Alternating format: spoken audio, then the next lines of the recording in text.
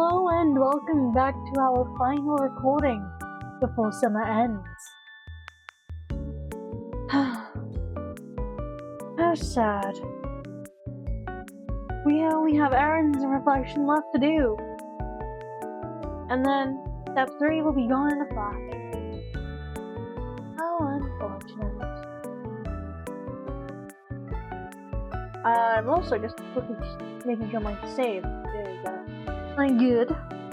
I'm already getting teary-eyed from this being our last step 3 recording. Right, errands. From the moment you woke up, you knew that today was going to be busier than usual. There was a list of errands that needed to be finished before the day was done. First up was visiting the biggest farmers market in the area. It was only open 2 weekends a month during certain parts of the year. It was rare that you and your family were able to attend, so your moms liked to make most of it. So your moms liked to make the most of every minute of it. And when you realized it was not just them feeling that way, you heard a whistle from your left side. Wow, this is a swanky show. Vegetables have never seemed so highbrow. Seriously, they don't mess around with their products. Isn't that great? Isn't that exciting? Liz crossed her arms. You could tell she was amused. We couldn't have picked a more perfect trip. It's been too long since we had a true family outing. Her teasing tone said more than she actually did. Your next-door neighbors had joined you this day. And that's what made it a true family outing. The three parents laughed approvingly. Out of the corner of your eye, you caught Cove looking at you sympathetically. Some things never change. And some jokes never died. You no longer accepted that. You felt uncomfortable. There were so many stalls. The whole market was already busy with tons of people, and you weren't sure if you wanted to enter that madness. Well, I'm ready to get started. I've got plenty of dishes in mind that I could use ingredients for. Before your moms responded to that, they glanced at each other and smiled. Yes, that's a very good idea, Cliff. This place is much larger than it seems. It's difficult to visit each part in a single day. I got it. I'm sure we can make a decent dent together at least. Actually, since there's so many of us this time, we could take sides of the market. We could take different sides of the market. Sounds good. Divide and conquer. That sounds brilliant. Everyone watched your mom, surprised. No one had considered that option. But your mom flashed the group a dazzling smile, continuing with the thought. Oh no, look at Mom's face. That's one of evil genius that I've only ever seen twice. When she's fine to commit murder. To Baxter. Though, it's a little unfair. There are 4 Wolf family members and only 2 Holdens here. So I'll go with you boys to even out the odds. Okay. That's fine with me. Cliff scratched at the back of his neck and slowly met Cove's stare. They both seemed unconvinced, but weren't sure what to say about it. Don't worry. We'll only be apart for a few hours, and then we'll have something to talk about at the end of it. Father and son ultimately nodded. This wasn't an argument they were going to win. All right. Alright. I don't get the point, but I also don't mind spending the first part of the trip with Callie and Ma.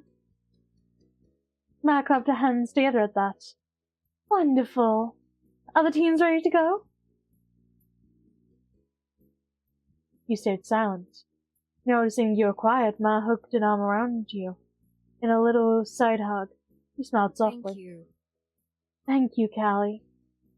Taking the lead, Mom walked over to Cove and Cliff, who was still eyeing her confusedly. Let's go. Come on, boys. We're heading out. Sure. Okay. Cove looked at you, softly, and found himself pulled forward, stopping in front of you. His expression flickered for a moment, hesitantly. Bye. Bye. Bye. Stanley. He twitched slightly, his whole body getting stiff.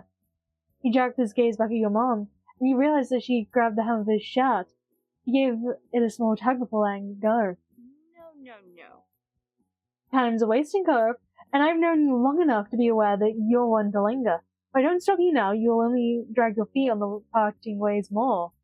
Until you can survive one morning apart, probably. We have important shopping to do now. Cove gasped at what he truly felt was an obscene thing to say.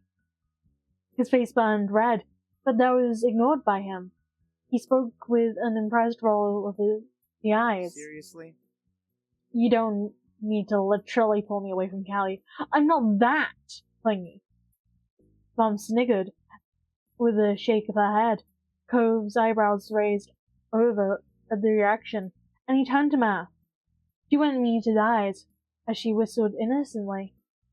Liz smacked ear to ear, and Cove whipped his head around towards his dad. Mr. Holden couldn't offer anything more than an apologetic shrug. It was only then it dawned on Cove that everyone did think he was that needy. Finally, he dared to face you with wide, pleading eyes.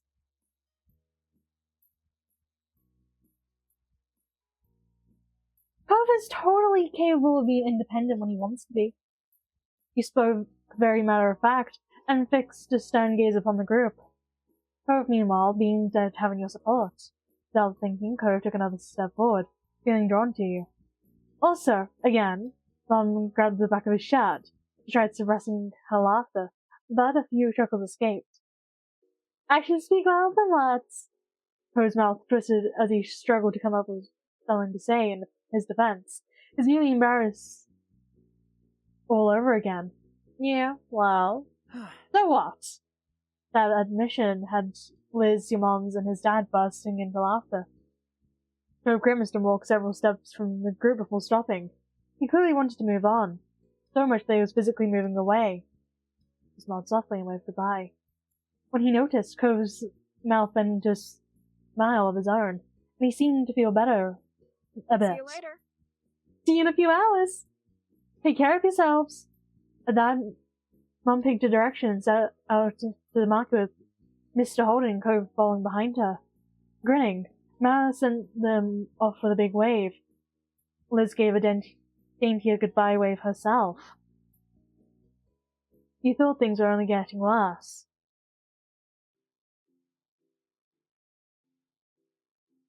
These different flowers. Are they the same frickin' flower in a different shade?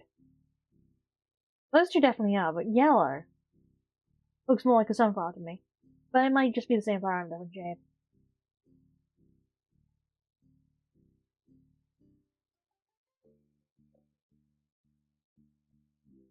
You didn't like having your plans suddenly changed. It was baffling that your mom's waited until now to spring their idea on everyone. You crossed your arms and frowned. Liz noticed you were already deflating and took up the spot next to you.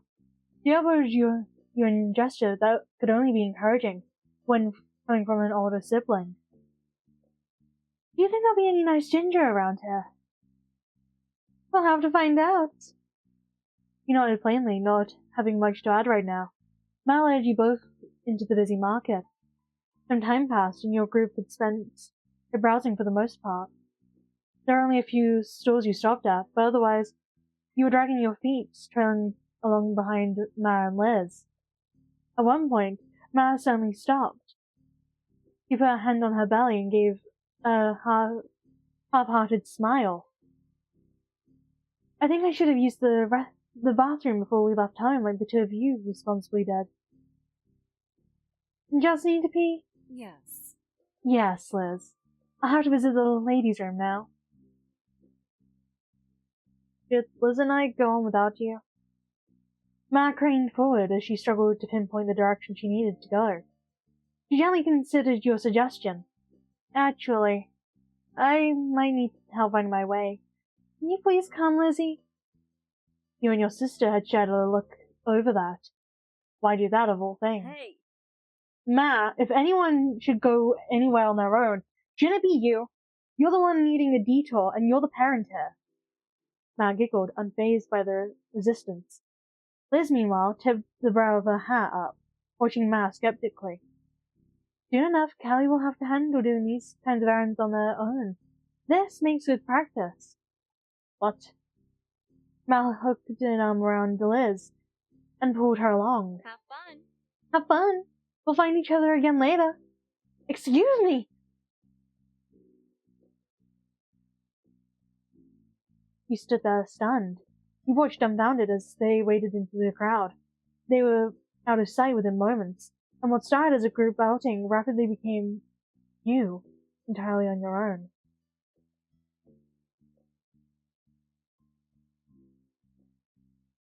You were done with this whole trip. All you wanted was a normal day of errands. You sure didn't sign up for this.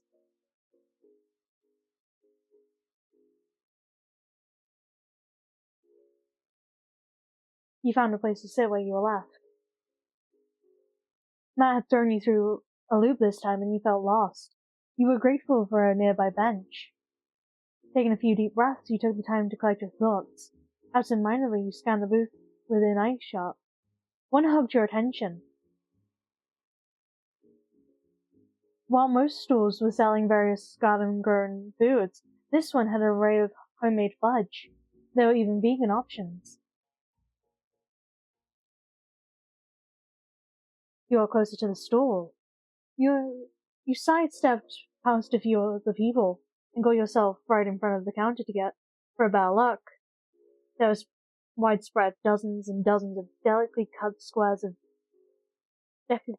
decadence. I mean, cookies and cream literally look like cookies. Not cubes. They should have planned that a bit better, but who cares? The owner smiled and approached you to explain their shop. The fudge is sold in boxes of 4 pieces. They can either be all the same, or different, or any kind of mix you like. Are you looking to buy any today?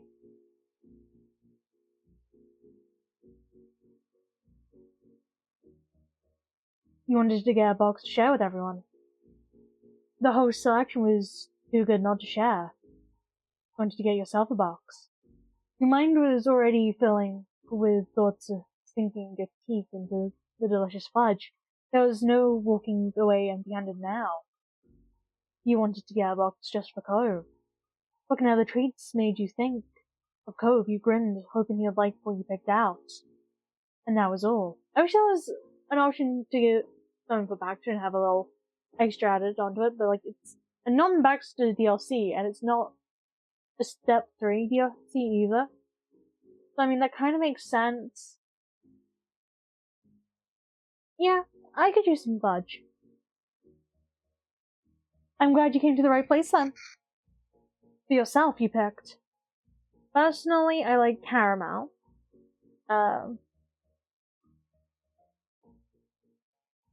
I like milk chocolate.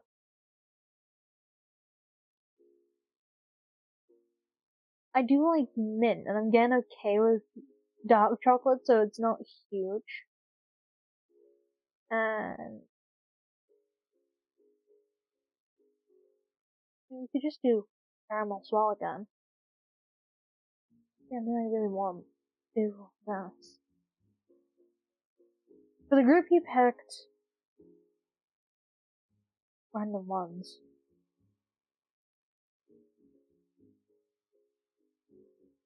The Cove you picked, okay.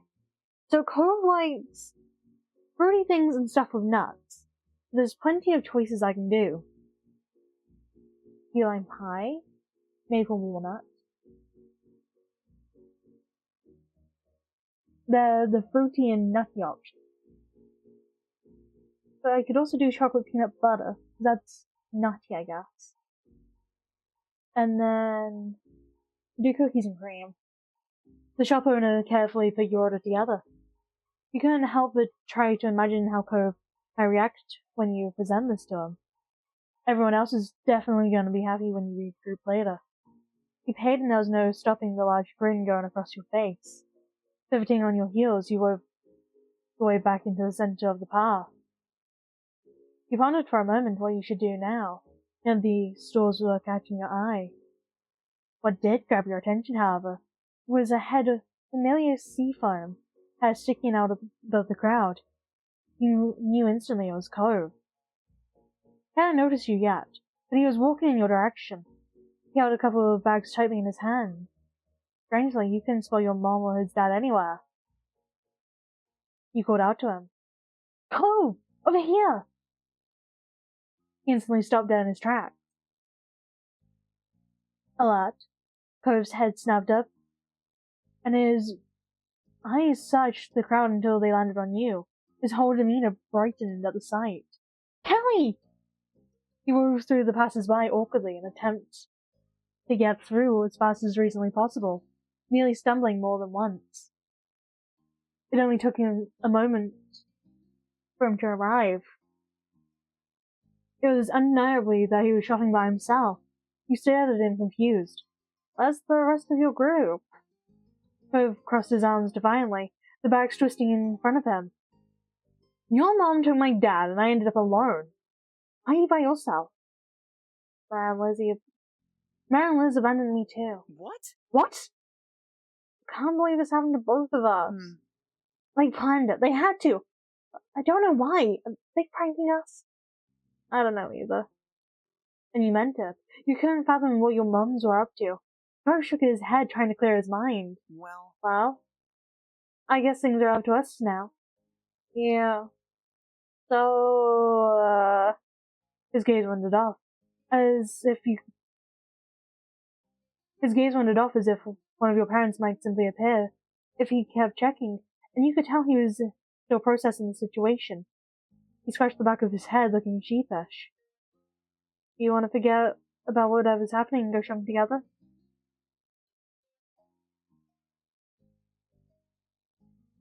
I'm not sure. Fuck. I don't really know what to do with anything. I don't really know what to do with any of what's happening. That's fair. Cove rubbed his arm awkwardly. He was trying hard to find something interesting to stare out on the ground. But, if they were so sure they wanted everyone to do things themselves, they probably should have said so. Not our fault we ran into each other. Okay. He had a point. Despite your mom's plan, the universe brought you both together again. And who were you to argue with that? You're right. Let's not split up again. Don't worry about it. Even if we have to make our own fun, we're going to have a good trip. Poe smiled at you encouragingly. It made you feel glad that he was there, but still overall unhappy. Not being alone was an improvement, but you could still feel the dark storm cloud hanging over your head. You weren't sure if anything could fix your day at this point. So, what too fast? I don't mind going the way back I came if it's new to you. It's not hard to miss stuff even if I've gone past it. Where have you gone? So shuffled his bags around and started pulling them open. So you could peek inside each one. You recognize the array of things he picked up around the market. I've mostly got typical things I can use pretty easily so far. Nothing super exciting. And, well, I picked up a few things you might want to have too. There are a few onions, some strawberries, and potatoes, among other things that were wrapped up so you can discern what they were. You chose perfectly. Thank you. What Cove brought made sense, but it was far from a complete selection. You glanced around at the nearby stalls. Want to start over there? Cove followed your eye as you pointed out one of the large stalls. It was filled with kinds of staple fruits and vegetables. Come on. Yeah, let's go. Once people finished paying and moved, you and Cove got yourselves directly in front of the shop. There were so many things to pick from. We need apples, oranges, peaches, strawberries, onions, apples, lettuce. Cucumbers, carrots, lemons, limes, potatoes. That was everything. The shop owner put your selection together and handed it to you in a few bags. Happily you paid and waited for Cove to make his purchase. Ready to go? Cove grinned, satisfied with his new choice. He had added another bag to his small but growing collection. He nodded. All right. Okay. Now, let's go. Together, you and Cove wandered the market, passing the time away. Every so often you caught him glancing at you. He seemed concerned about how you were doing. After a while, you had to go greater distances to find something of interest. Several stores were selling the same goods. It was only a matter of which you wanted to buy from. You continued ambling down the path until Cove disappeared, suddenly from your peripheral vision, pulling you away from your thoughts. Cove? You spun around and spotted himself back. He was standing still. You followed his eye line past the crowds. Immediately you knew what grabbed him. Homemade jams and local honey. The store was glittering, with quaint glass jars stacked high, each encasing gels of varying colors. Cove's eyes was practically sparkling at the sight. His feet automatically began to take him there, likely without being fully aware that he was making an unexplained detour. When you got closer, you were surprised there were even more varieties than you thought. There were even different honeys based on what type of pollen the bees used. How do they know that? Excuse me, give me back my dressing gown. Cove's focus seemed torn between a bowl of blackberry jam and one of clover honey.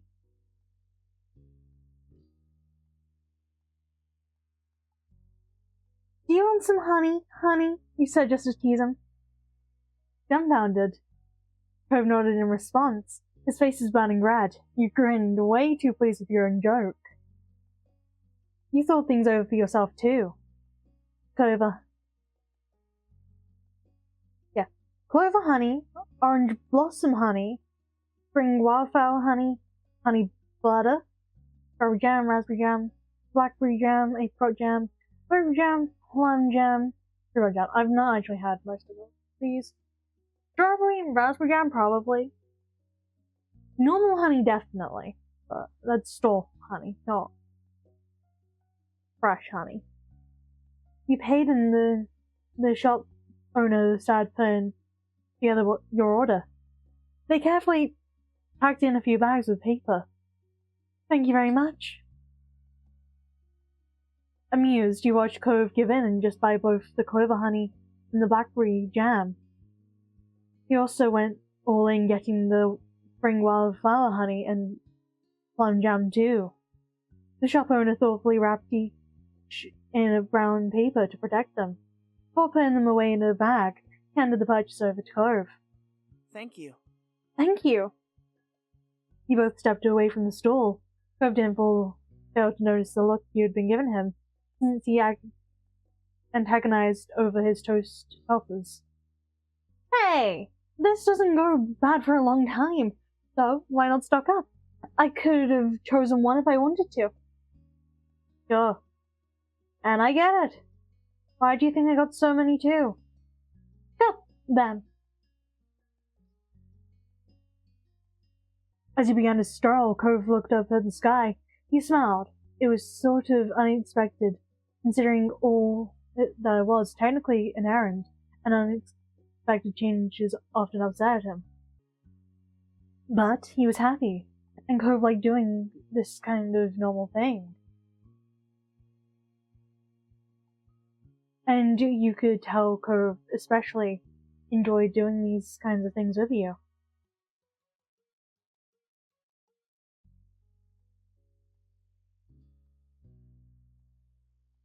You were just feeling down about how the trip turned out. It was going to take a while before you moved on from being purposely left in the middle of the market. It really sucked. I'm glad you're having a good time. And you meant it. You figured Cove could be happy enough for the both of you. You tried smiling at him, but it felt too forced. Cove tried to encourage you a little bit, though the conversation dropped when you didn't respond. Later, when you spotted a less crowded area, you took a break from browsing. Cove started rummaging through one of his bags just to check how his goods were doing. A smile grew on his face as he went to check on the next. Cove glanced at you with a caring expression on his face. Then you caught it falter, before his gaze hit the ground. Before you could ask, He looked back at you with a renewed smile. Oh. Why don't I carry your stuff for a while? I don't mind. And I figured your arm's been maybe used right. No thanks. Can I carry your bags for you instead? What? No! That's not what it's supposed to be. He laughed a little at his reaction. He knew he was trying to cheer you up, and it seemed he had some success in that moment. And with that, you and Cove continued your trip to the market together. Ma and Mom had both texted you during the trip, though only to say that they hoped you found some good stuff, and that they would see you later. There were no answers on where they went or why. You and Cove continued to wind your way through the bustling market, the list of outstanding items steadily shrinking while bags grew heavier. Eventually, Cove realized they hadn't checked on his own phone in a while. The two of you came to a stop in the nearest alcove, where you'd be the one of the steady streams of people pursuing the stalls, and he pulled out his phone. Cove rearranged all of his bags he was carrying, freeing a hand so that he could pull out his phone. He watched his eyes dart over the screen while reading the waiting messages. Not important, I can reply to that later. He mumbled his verdict under his breath. Then, Cove's face scrunched up with confusion. Huh? Wait, I've got a message from my dad. Listen to this. Cove, I wasn't part of the plan. I didn't know what was going on when I left with Callie's mom. Where are you? He sent that ages ago. I didn't hear it come in. He sent another one since then. He says he hopes I'm alright and that he's not bothering me. The newest one says that everyone's going to the parking lot soon, and we can all meet up there. He lowered his phone. His eyes narrowed. The same conclusion that was sailing on you had landed on Cove as well. So it was on purpose. Your parents went riding off into bikes in the sunset this time. It was entirely different. It was something entirely different. He lifted the phone again, staring hard at the screen. Didn't my mom pull this stunt when we were little? You know, the time she took us to the mall?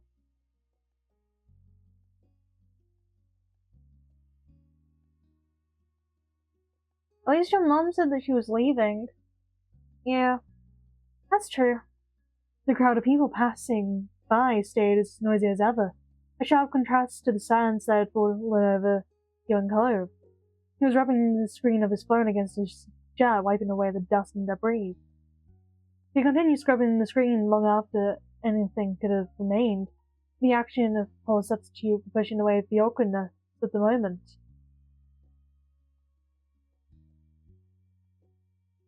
I didn't even want to choose that one.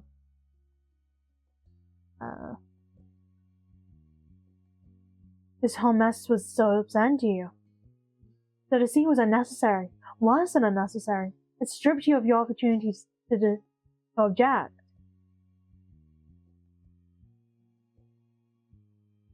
You groaned, the sound expressing your misery in ways words couldn't.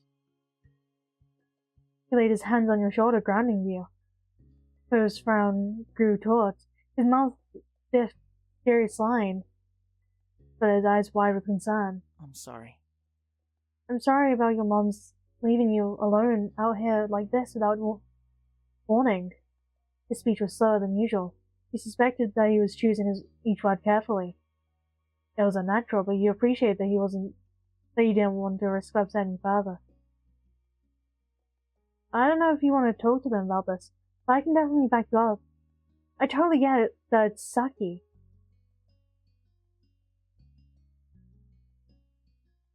You said nothing at all. You stayed silent. You stayed silent. Cove waited, allowing you ample opportunity to speak up, in case you were hunting for words before piping up himself. I don't mind listening. His voice was soft and reassuring. He smiled at a gesture of gentle encouragement. You decided to vent. I didn't want things to be like this, but I didn't even talk about it. I didn't get a chance to say anything. Cove listened, nodding gently as you unburdened yourself. You then drew a deep breath, the fresh air steadying you. You didn't stop until your lungs were full. Cove watched over you, still concerned. Sorry. I'm sorry. Even though it's not exactly my fault this time, but is there anything I could do to make you feel better? In a little bit?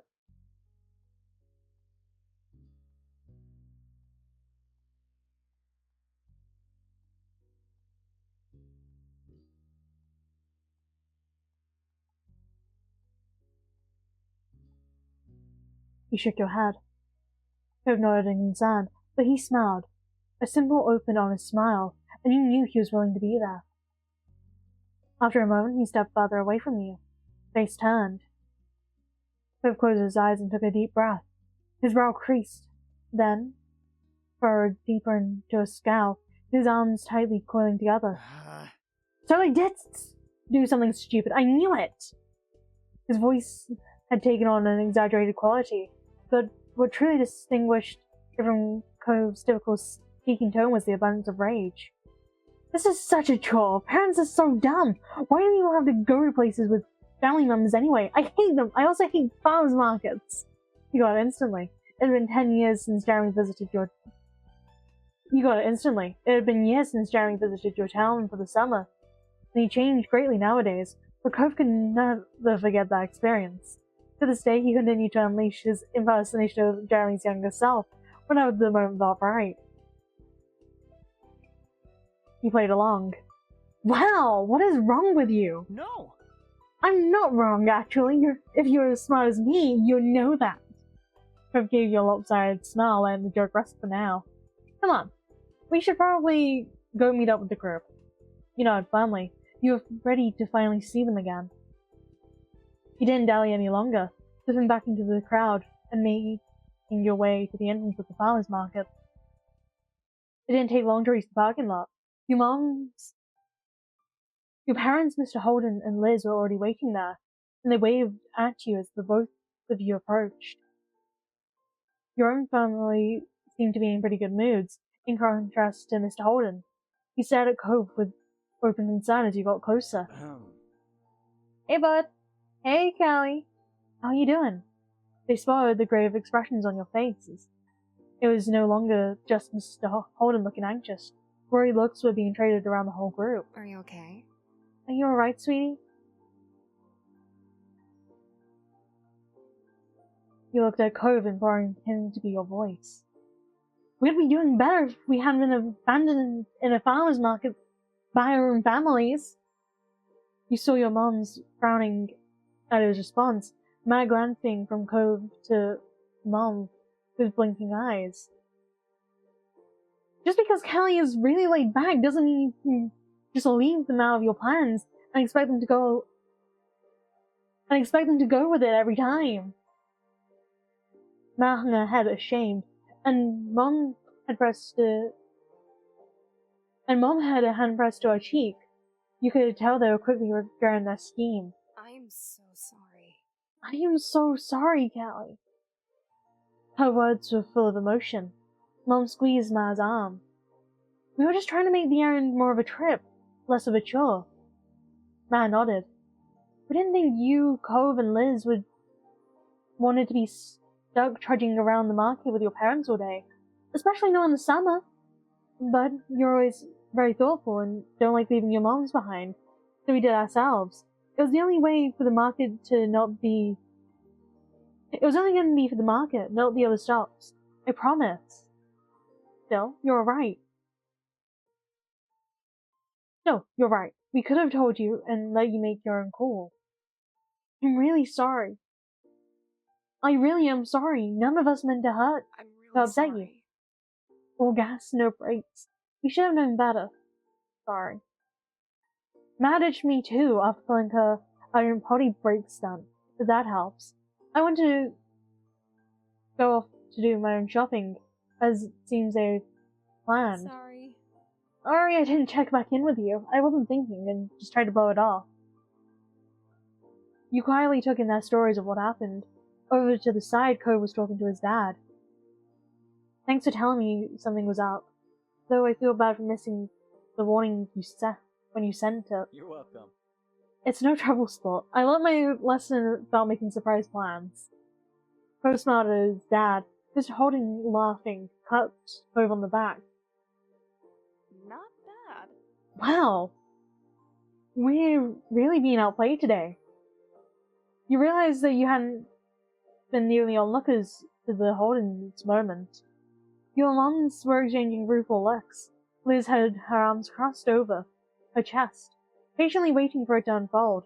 Yes, it looks like it. We had better find some way to catch up. In that case, Maybe we could do Callie's chores for the next week. Mom jabbed around her shoulder. You might be onto something. Callie, how do you sound like the sound of that? They looked at you hopefully. Make it 2 weeks. Mom laughed, despite your totally serious words. I hear you. At the very least, we can make sure everyone stays together for the rest of the stops we're making today. You all nodded at the suggestion. yes. We won't let you down. We'll be the best sheepdogs ever, guarding the flock and catching any strays. Funny. We could at least be shepherds. You chuckled, your mood lifting in spite of the bumpy morning. It was going to be alright. You turned to the entrance of the farmer's market one final glance, pressing into your memory under this new light. You thought on what you picked up at the market, and how you were going to enjoy it later. Some things you could only get from local supplies like this. That was another perk about coming along to the market today. Actually, you realized that this would be a good time to bring out the fudge you'd got to share, while everyone was clustered together. Hey, wait, before we go, I got something for everyone. The announcement grabbed everyone's interest, and they looked over at you curious at what you had in store. You dug your hand into the bag and pulled out the specially selected treat. I saw this amazing fudge stall, so I got a box for us to share. Oh! Aw, that's so sweet of you. The Holdens were wearing their matching grins at the prospect of free dessert. Their family resemblance more notable as they mirrored each other's expressions. Well, I guess you could really say, like, father, like, son. I kind of wish that Carp had more, like, looks like his father. Because I think he's really just got his looks from his mom.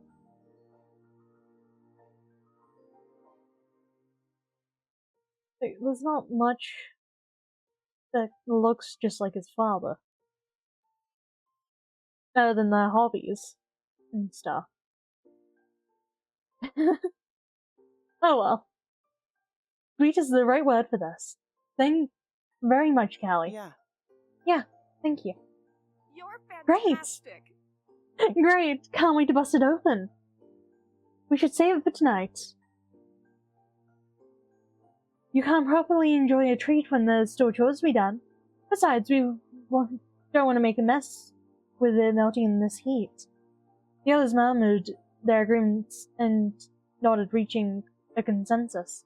You stowed the box away safely for now. Cove then settled up next to you, an eager smile on his face. You could tell from his expressions he was up to something. Thanks again for getting fudge. It was really cool of you. You knew he hadn't come over just to thank you individually. No, that huge smirk. I got something to share too. But, well, only really with you. I guess I'm not as nice. Oh well. You cooked up a scheme of your own. He laughed. Anyway, well, I sort of picked something out with you in mind. You held a hand to your chest, staring at Cove as he explained further. Since your mom's decided we should shop separately, I figured I could use the time to get you something, just as a little surprise. He reached into one of his bags and retrieved one of the wrapped-up objects. You accepted the unexpected present, and he looked on excitedly as you tore off the paper. It was a coffee drink in a glass bottle. You didn't need to taste it to know that it would be good. It was a boutique product. It was heavy in your hands, the container and a smart metal cap reaffirming the quality. Even the label, constructed from coarse paper rather than a flimsy sheet of plastic, it was distinctive. You were practically bouncing in anticipation, and he smiled sweetly at your reaction. It's not a big deal, but I thought you might like it. You're always getting me things. So? We're a real pair. His eyes began to widen. I got something for you too, when you weren't around. There was a burst of laughter from your mom, followed by a chorus of chuckles from the other three. You'd forgotten that he was still hanging around. Unfortunately, they hadn't paid you and Cove the same courtesy, and had been listening on your conversation. You weren't even a part the whole day! And you still used that as a chance to get each other little gifts. Matt clasped her hands together, eyes bright. Good job. That is so lovely. A day? It was less than a whole morning! Right? True. I don't even want to think about what happens when you spend real time apart. That's my boy. You reached back into the bag when you'd first retrieved the box of fudge for everyone, shuffling it aside to take out the other one underneath. You chuckled coolly, aware how that the others were still watching you. The first box was for everyone, but that's not all I got. I brought a second bunch of fudge that's just for you. Cove's face lit up, his grin stretching from ear to ear. The laughter that came from the others, who were fully tuned into your little show, didn't appear to reach him. Seriously? Really? It's only for me? Cove reached out and took the box in his hands, holding it like a precious treasure. Thank you, thank you, thank you! Looked at you with shining eyes. At this rate, it wouldn't be your little group that you've been treating him. The whole parking lot was going to learn it. Behind you, you could see Mom watching you, both with a smile of hilarity. See? This is why you're so attached. You spoiled him. You shouldn't make fun, Pam. It's clearly mutual. Besides, I don't hear you complaining when I'm spoiling you. Matt pinched Mum's cheek, making her laugh as she batted the hand away. True. True, true. Liz clapped her hands together, with the air of a teacher calling for attention. Since the other adults aren't acting like grown-ups, the rest of us are going to have to pick up the slack. It's time to get back on schedule and continue with the rest of the errands. Playtime is officially over. Mal laughed while Mr. Holden grinned awkwardly. Mom hung her head in exaggerated display of mock defeat. Kids are tough, and I can't even call them kids anymore. Liz tutted with amusement to her mother. Cove shrugged, staying a neutral observer, but the small smile on his face revealed that he was enjoying the conclusion. He laughed, glad that everyone was getting along. That's right, we're all grown-ups now. With that, your trip to the farmer's market was closed. It was time to move on. There were too many of you for one car, so you and Cove wound up in Mr. Holden's car on the way over. He figured that it would make sense to do the same for the next leg of the journey. Fucking knew that was the car that we were in. He sat next to Cove in the back. Wait, this is Cove's car. They didn't want to they were too, I don't want to call them lazy. They didn't want to get Mr. Holden's new car illustrated. Like, I get it's a new model, but you could at least tweak some of the design features, I guess. Like the seat belts, or maybe like the front area, so it looks more modern and not identical to Cove's, even though this was originally Mr. Holden's car. Dad needs a new vehicle, you know. Immediately after the click of the seat belts in its lock announced that Cove was safely strapped in, he began to unfold the boxes of fudge he had been given. You're gonna eat it now? Uh-huh. He nodded eagerly, not taking his eyes off from the container. He lifted the top off and longingly admired the selection inside. Oh, I love nuts and fudge. I love nuts anyway, but the contrast between the crunchy nuts and the soft squishy fudge is great. Is the green fudge lime? Yeah, key lime. That's amazing, because it's fudge, but it's also fruity somehow. That looks like cookies and cream. That's a really cool flavor for fudge. That's peanut butter in that, right? It's chocolate with peanut butter mix. Ooh, that's so great! Once Cove had finished bestowing praise on what you'd picked, he promptly started sampling the selection. He was smiling, licking his lips, and having a grand old time. You could also tell from his nibbling that was turned into munching. The box wasn't going to survive the trip to the next stop. You were right. Cove had tried to savor the treats, claiming just one more until there was only one left. And that statement was finally forced to be true. He finished the last one too. He sighed contentedly. Thank you. Thanks again. Thanks again, Callie. Those were really great. You're welcome. He set the pigged clean box to the side, then rested his hands on his spoiled tummy. Cove wasn't going to be hungry for a while after that. From there, he sat wordlessly, drifting to the window. You knew Cove well enough to spot the signs of when he was physically present but mentally elsewhere. The way he would fall quiet, staring without seeing, the long blinks, all of which he was doing right now, as he looked at nothing in particular. He licked his fingers absent-mindedly, getting the last of the milk fudge off his hand.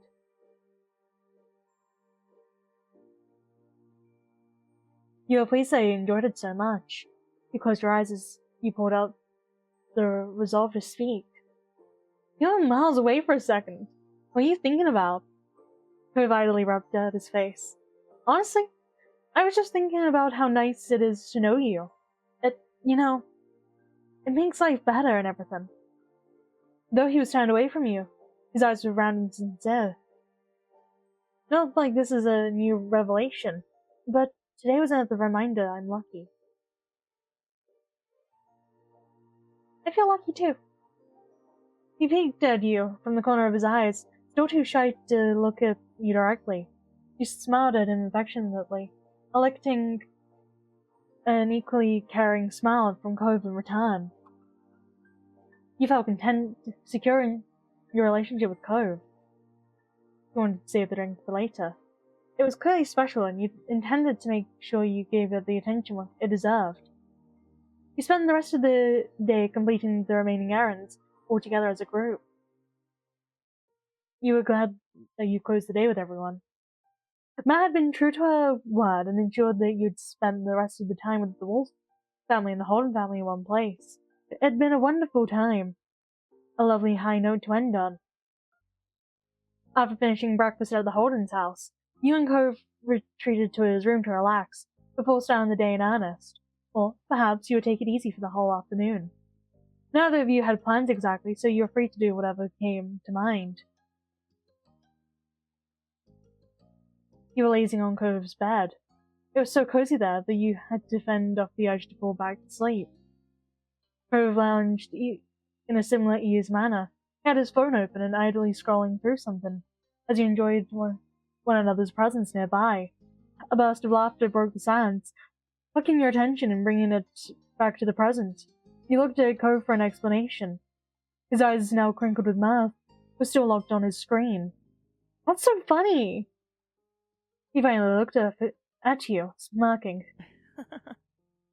Dad scanned some old photos. He drew a rectangle in the air with the phone-free hand. Printed out ones back from when I was little. He texted it over to me last night, I guess. I've been checking them out. You were looking at your kitty photos and didn't tell me? Cove narrowed his eyes, smile still bent. I was gonna show you. I just wanted to look at it first, make sure there was nothing super embarrassing. You never know with my dad. He grimaced, envisioning what horrors his dad might have unwittingly spring on him. I mean, what if there's a photo of me getting potty trained or something? Kitty pictures are supposed to be embarrassing. That's part of the fun. He was holding out on you, but your protest was of no use. Cove's Cove only cleared his throat nervously, the fear of his dad's well-meaning actions still looming large in his mind. Anyway, before we forget, I was laughing because I came across a Halloween one from when I was 8. The year I was a zombie, remember? He shook his head, grinning wryly while holding the phone out to you. Oh, look at little baby Cove. Not even a baby. But he looks so adorable. No, that is so precious. I love it. I love it so much. I never even liked zombies. All I wanted was to show off my new scar, and it needed to be something scary. I couldn't be a normal person who had a scar according to my 8-year-old mind. I was a little dork. Right? Dad really wanted to be useful, as usual. He came up with the idea of being an undead person. It was pretty good, huh?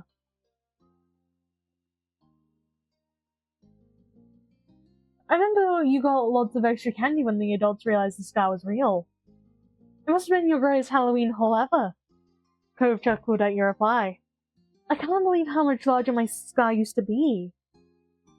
He looked down at his arm with a soft smile on his face, and traced what remained of the jagged line with his fingers, just as you'd seen him do countless times before. Yeah, look at that itty-bitty scar. His voice was playful when he spoke again. Look how tiny it is now. How am I going to pretend to be tough without a big scar? You better not do anything stupid to get a new scar, you joked, waggling a finger at him. No matter how much you like them. I won't. Cove smiled bashfully, pleased with his joke, and ducked his head to look away from you. His fingers were still tracing the scarred patch of skin. I really do like having this, even if it's kind of little these days. His voice was shy, like he was letting you in on a big secret. Cove turned to face you fully, finally letting go of his scar. He was happy. That mark was a part of him. It clearly held meaning for Cove. Reaching over, you laid a reassuring hand on his arm where his scar was. Carefully, you brought the tips of your fingers to the pale line of skin. Back when you were younger, it seemed so present on Cove's form. Now it was hardly wider than the fingers you traced along with it, and equally non-threatening. Cove gave you an awkward, wobbly smile as you continued the path down his arm. You wondered if it tickled. You snickered at the face he made, then pulled away, grinning at Cove. You felt good knowing that you were both fully comfortable with each other. Your eyes drifted back to the scar on Cove's arm. The scar had been there as long as you'd known Cove, though when you'd first met, it had been concealed by that neon pink cast. So? Wanna hear how I managed to go jet skiing when I was 8? You were initially stunned that you guessed what you were thinking. Though, given the topic of conversation and the direction of your gaze, it was a natural conclusion to reach. Not bothered by your reaction, Cove continued with a shrug. I don't mind telling you, it's nothing special. He rubbed the back of his neck, grinning sheepishly. Mostly it's just really dumb. You nodded. That was something you'd like to hear more about, especially knowing that there was no lasting harm that had come of it. Cove stared in the distance, inspired as he readied his story in his mind. So, me, my dad, and mom were at a party. I don't know if it was a casual get-together or a specific celebration. I hope it wasn't for something meaningful, considered how I ended it. He winced, then managed a bashful smile. Anyway, my mom and dad were off doing stuff, talking to people, I guess, and I was left with the other non-adults. Most of them were older than I was. Maybe all of them were. His brow furrowed as he tried to recall dusty memories, and then he shrugged again and continued. The older kids were taking turns on jet skis. That weren't enough for everyone to ride at once. Then between turns they were hanging out on the shore. I was just meant to sit there and watch them. Remembering when you first met Cove, You bet he hadn't been satisfied with that arrangement, and he confirmed that suspicion. I was pretty unhappy. It wasn't a party for me. No, not when all I could do was look at other people and have fun when I couldn't. The teens must have realized that, though I never hid when I was pouting as a kid. Only when you were a kid. Cove bristled with embarrassment. It looked pretty sulky to you. Come on, let me finish the story. Alright. Cove sighed, letting go of the interruption, and picking up where he left off. Well, basically, someone offered to let me ride. I was too small to drive it myself, but this older kid. They must have had to have been at least 16. Said I could sit in front of them while they controlled the jet ski. I knew I wasn't supposed to do anything like that, still. I figured my parents were doing whatever they wanted, so why couldn't I? I nodded at the person, and I remember the other teens helping me onto the jet ski, along with the one driving. We sped off into the water. Cove smiled widely and wistfully. It was amazing at first. My hair was flying everywhere as we zoomed away from shore. I love being out in the water like that. Too bad it turned out steering a jet ski with an 8-year-old down your lap was harder than the bunch of kids thought it would be. The teen tried their best, but they couldn't keep control for long. We got spun around and went right back into the sand. He sucked in a deep breath. The other person wasn't really hurt. Thankfully, they held onto the bars and stayed in their seat. I didn't. I was thrown at speed into a rocky part of the shore near the dock. I must have tried to brace for impact or catch myself, because my arm was what I mostly landed on. He looked at the limb in question. You could see him visualizing the long-healed injury. It was pretty torn up. After that, it's easy for me. I got taken to the hospital. I didn't feel a lot of pain when it first happened. There was a firebug that went off, by the way. That's what triggered the dogs. Ocean. All I remember thinking was about how I was covered in sand and grains were uncomfortable. Shut up. The sand was uncomfortable. Cove chuckled. I know, right? I did start feeling my arm later. It definitely hurt eventually. The doctor said my arm was broken, along with being torn open. That's how I ended up getting my pink cast. He smiled nostalgically. That color, it just seemed nice and happy at the time. It brightened the mood, so I picked it. The smile faded. He finished the story with a sigh, his eyes downcast. I feel bad I did any of that. I hope whoever the teen was, they weren't traumatized by seeing a little kid go flying into the ground. They were just trying to do a nice thing. Go through arms out to the side dramatically.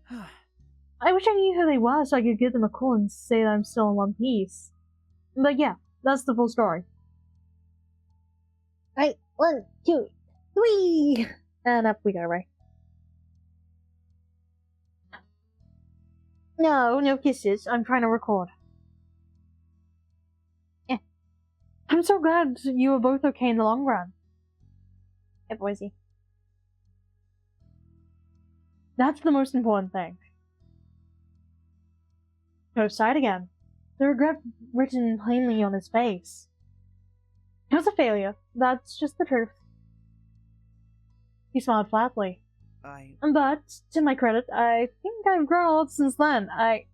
Wait. Cove's eyes went completely wide, suddenly reinvigorated. He seized his phone and tapped away at the screen. What's up? I knew it! He wasn't sure that he had heard you, but he set his phone down and turned to face you directly. His face was resolute. The glow of the screen was no longer reflected in his eyes. They seemed to sparkle even brighter than before. Ellie, we're adults. We can decide things for ourselves now. You only realize that now.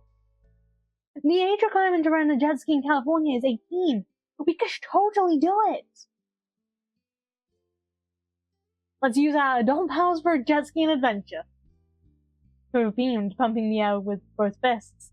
Definitely the action of someone mature enough to rent the vehicle. Alright! For the moment, Cove had recovered. and returned to his serious expression from before. I'll be careful, and I really want you to be there when I try again. Please? His voice was soft and earnest. You could tell how much the request meant to him. You also knew him enough to know that he wasn't going to give up on this idea. Letting him go on his own wasn't an option. Of course I'll be there. I wouldn't miss it. I actually love jet skiing. Cove backed up at once. The grin stretched wide across his face. He was practically bouncing in place. Let's go! You got up and worked as a team to gather everything you needed for the trip. No! You stay silent, mister. Cove's other aquatic hobbies came in handy, and when he was quickly kitted out with everything he needed other than the jet skis themselves. Also, this is Cove's room. I forgot to show it because I didn't remember if I had a point I could just show it off, so here it is now. It's very fancy and a very big change. I don't like the big change, but hey, it's Cove's room, not mine. I feel like that wooden setup actually matches a lot better. And, well, looks kind of when you'd find in an antique store. But hey, it's Cove's room. What am I gonna say about that? I do love those, surfboard is, like, no longer in front of his bed. It's just hanging up.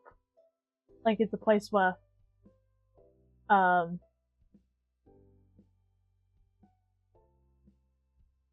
it's like it's not being used as often.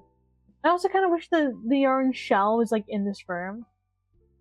Because, like, we gave him that orange shell at the start of summer. Oh. I don't remember. It's been a while since then. But we still gave him that orange shell. So unless it's, like, in a drawer or a cupboard somewhere, we don't see it. Which sucks. Oh well.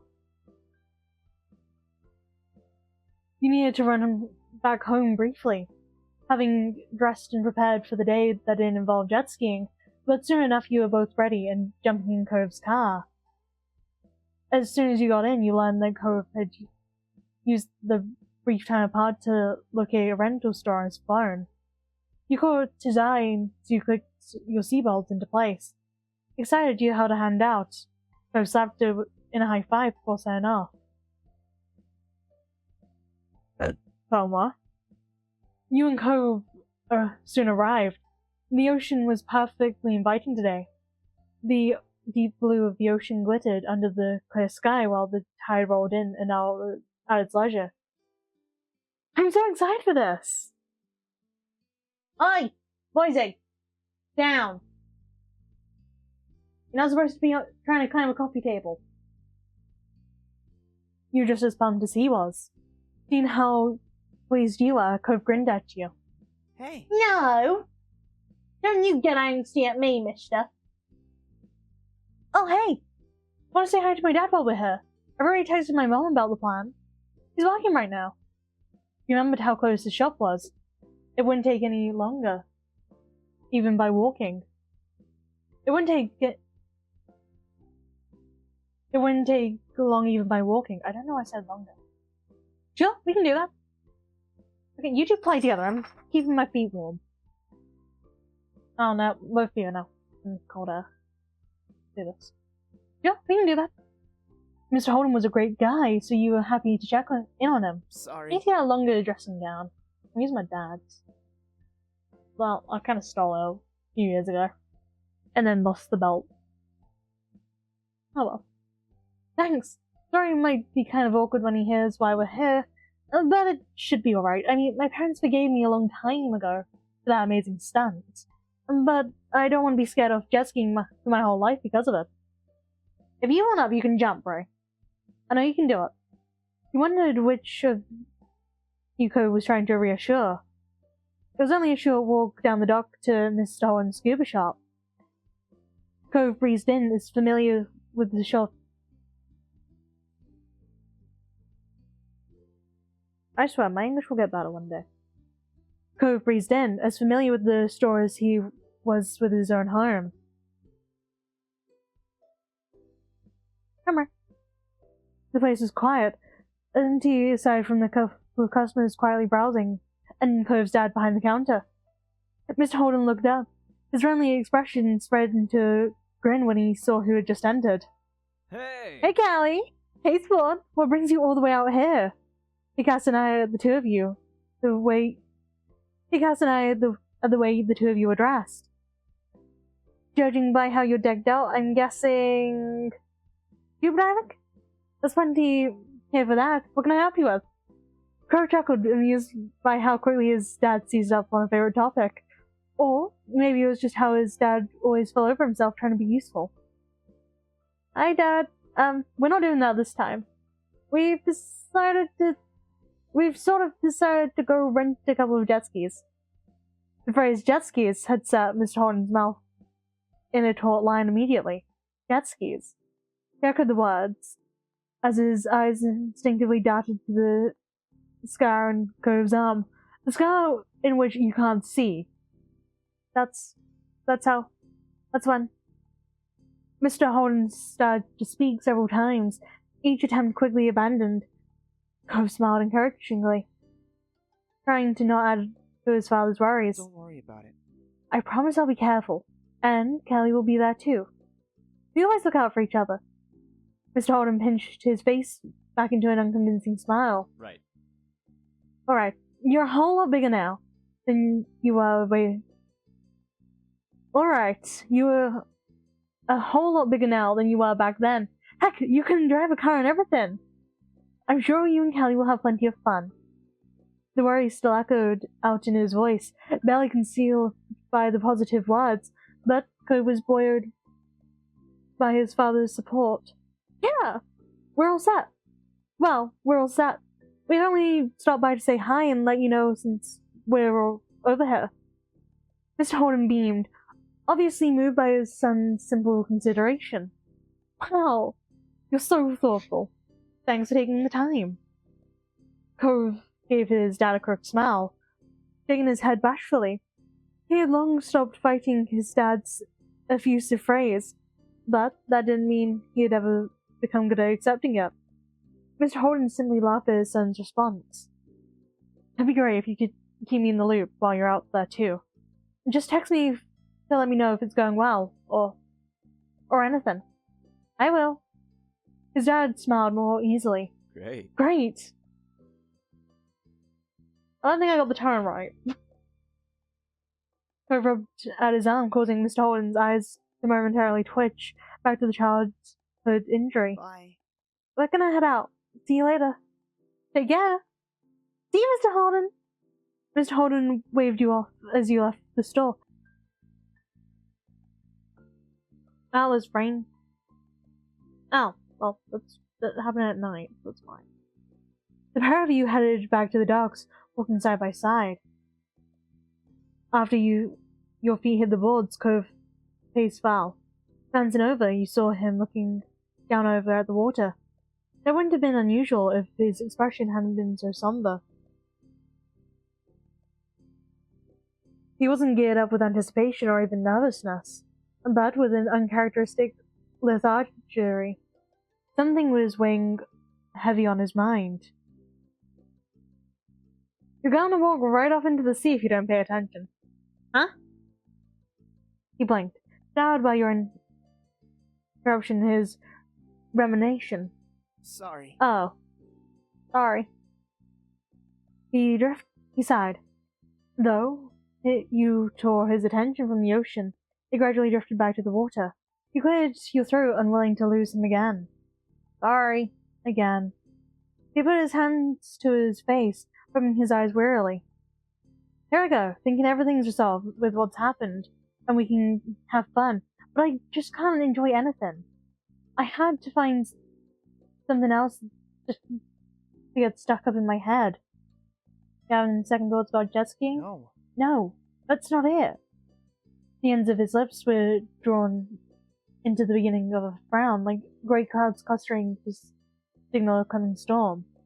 I figured my dad would be a little worried about me doing it, but what he was saying wasn't what I expected. He was so sad, but more than nervous.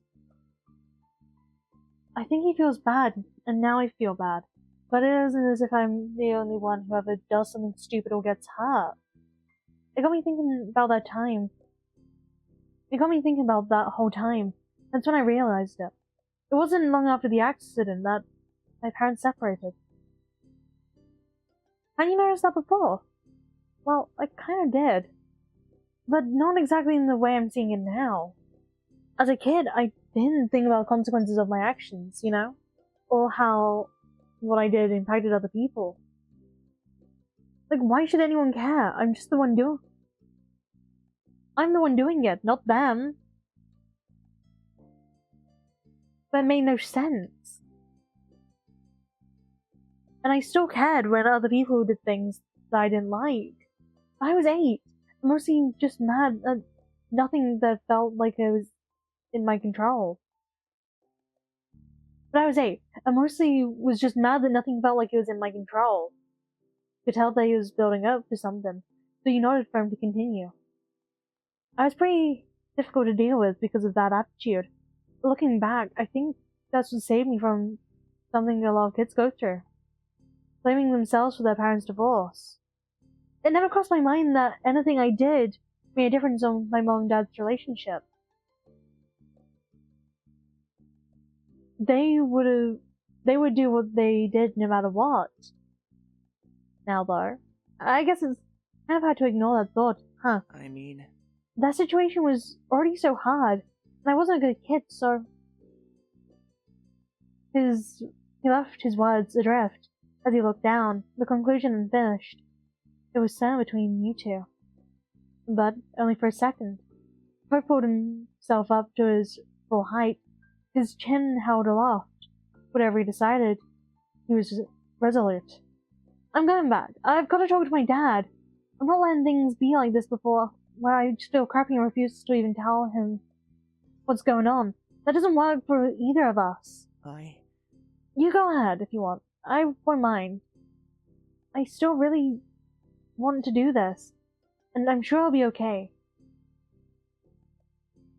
There's no way you're going off on your own. We always look out for each other, remember? Poe smiled gently, having wanted that deep down. Thanks, let's go. You and Cove retook your steps down the docks once more, heading back to Mr. Holden's scuba shop. The customers you spotted in there were now leaving the store, new bags clutched in their hands. You hoped that me and Cove would have his conversation with our public audience. This time, Cove strode into the shop with purpose. Mr. Holden stood at the counter, glanced to greet whoever had come inside. He grinned as you approached. How's it going? Hello again. Forget something? Sort of. Cove had reached the counter now. You needed to rush just to keep up with him as he crossed the show floor.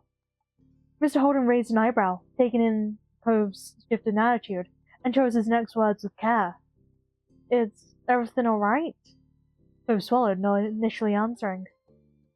Talking openly with his dad was still something new for the son.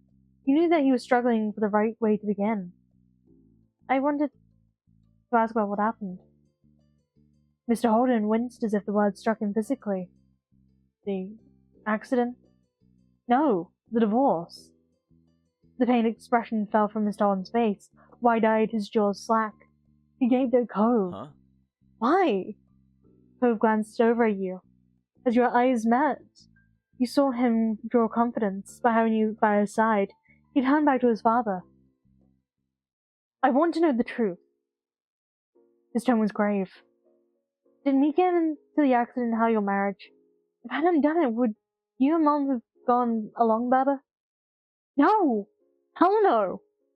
Mr. Holden quashed the suggestions with a gravity you'd rarely heard in his voice. You are 8 years old. You are not responsible in any way. You are 8 years old. You are not responsible in any way.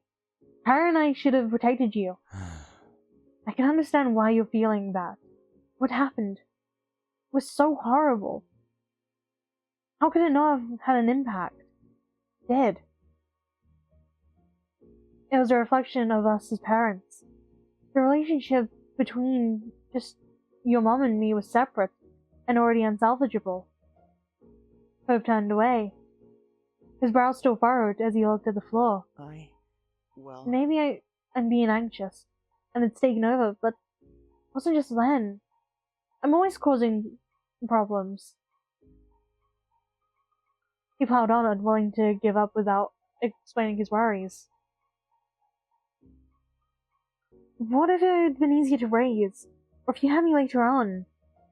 Maybe if you didn't have me at all, it might have been better between the two of you. If I didn't have you, what would my life be? Mr. Holden didn't let the words hang unchallenged in the air, even for a second. He carried over to Cove, taking his son's arms in his hands. Cove, listen. There's only one person for me to blame for things not working out, and that's me. Cove opened his mouth to speak, but Mr. Holden forced on, determined to erase any question in Cove's mind.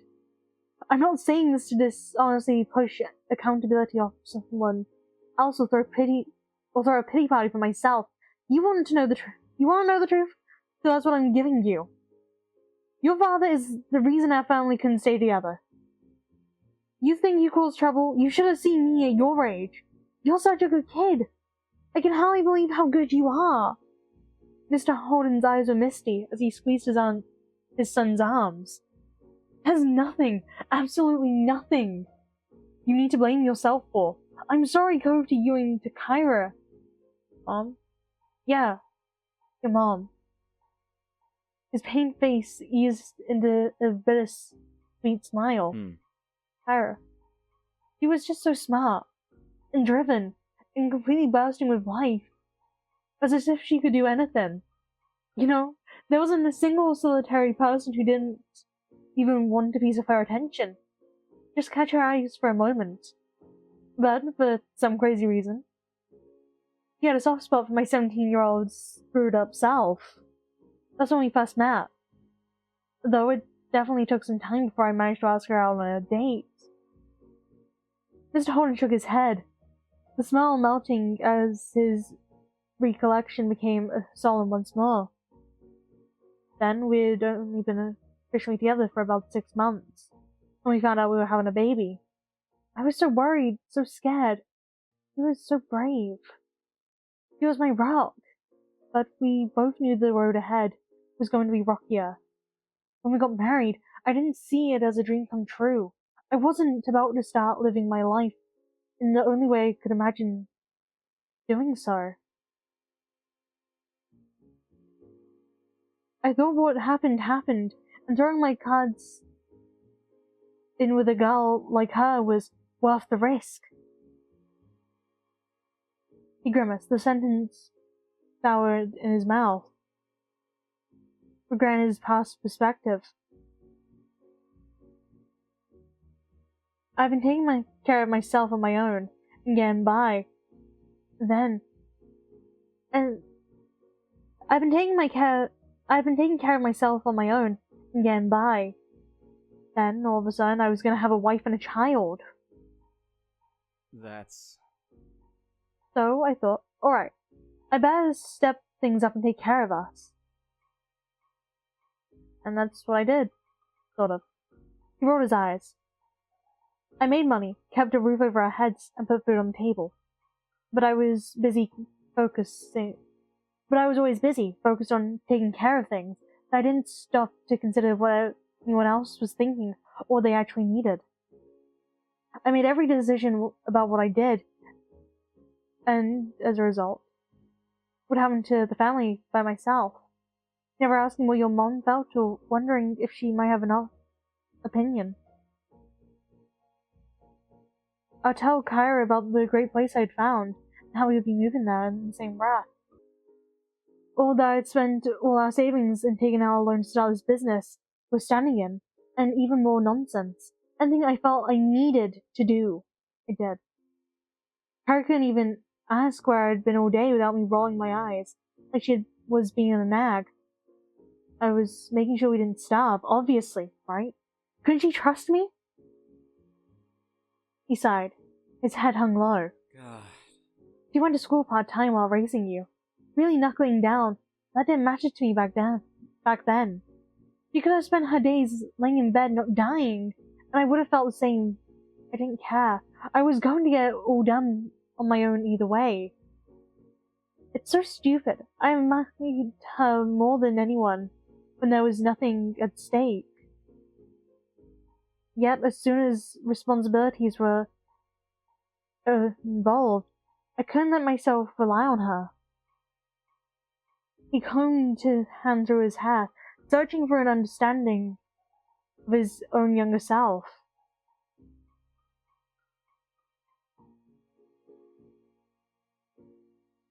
I'm not even sure why. Maybe I had something to prove? Maybe I'm the one who didn't trust her in the end. Poor Kyra. You had to spend every day mentally weighing the pros and cons of putting up with my horrible ideas for the sake of peace, or trying to explain to my blockheaded self what I was doing was wrong. Must have been so stressful and frustrating, constantly having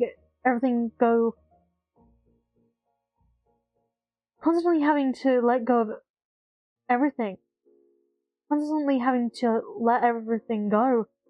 I was stubborn and absolutely would make a fight out of it. He snorted bitterly. I was definitely stuck in my head a lot of those days. Our relationship at that point was made out of arguments and cool tolerance, but I still genuinely didn't see the divorce coming.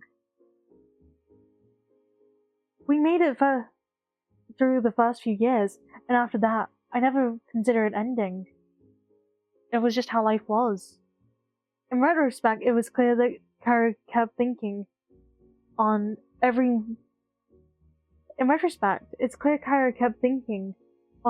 more every year, especially because she managed to finish her journalism degree, and with us being more stable, financially that is.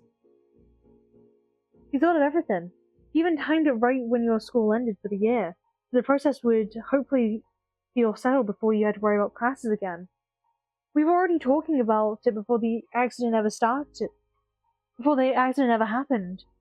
I know I took it really hard, being a sad sack all around the neighborhood, but even that's unfair for me.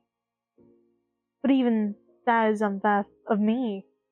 When it shook out, I'm the one who got everything.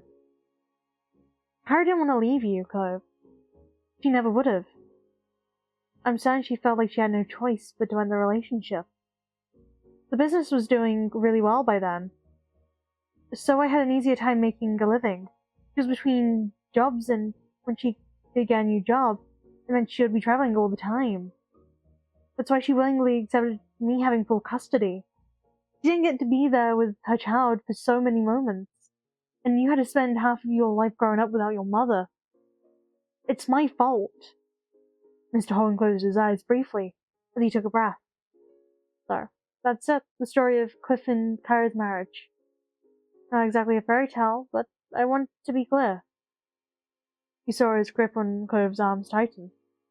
No matter what happened with me and her, I'll never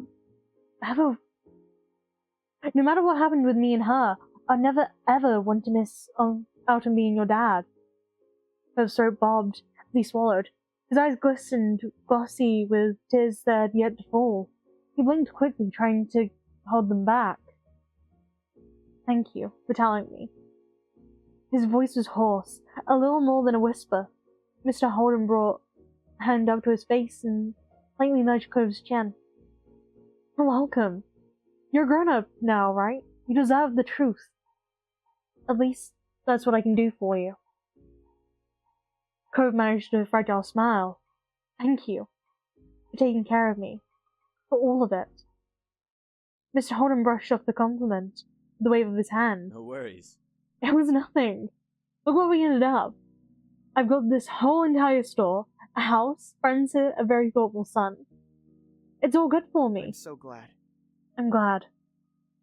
His voice was still quiet when he ducked his head shyly after saying the words. Mr. Holden patted him on the back. You could see the tears in Cove's face. Oh my god. You could see the tears in Cove's eyes still shining, threatening to spill over. You put a... Oh my god. Mr. Holden put an arm around his shoulders, gently steering him towards the door. You should go have fun! Make some nice memories! Cove's gaze flickered over to you. The watery smile on his face solidified. Alright. Good! Now out you go!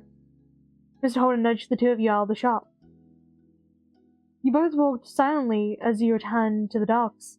Cove's face was pensive, still clearly digesting everything his dad said. He finally sighed, catching your attention. He hesitantly reached for his bag he brought up, and raised it. Callie, I want to call my mom. I'm not gonna leave her out of things.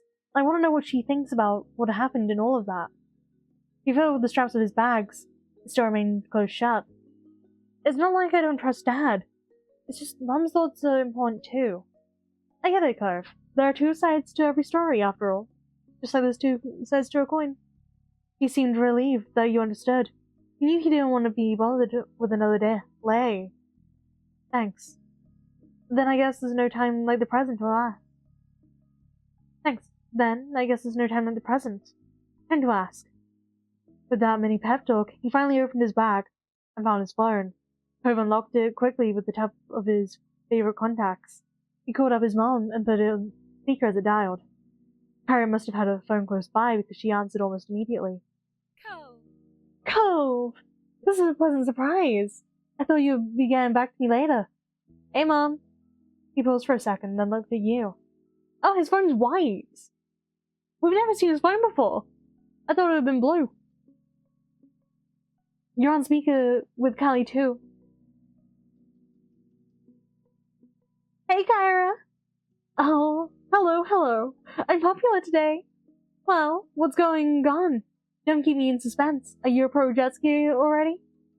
Cove chuckled and scratched the back of his head. We haven't started yet.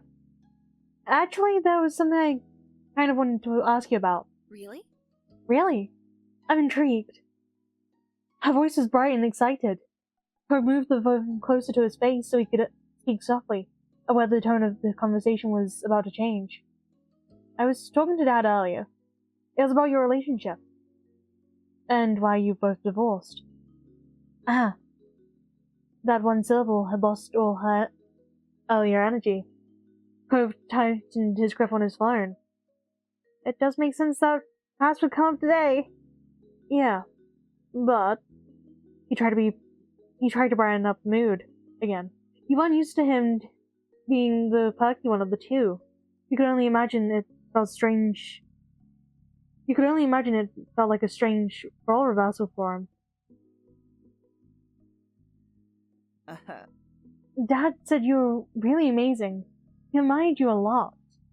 What a flatterer. She sighed wistfully, and you could hear some of the interface.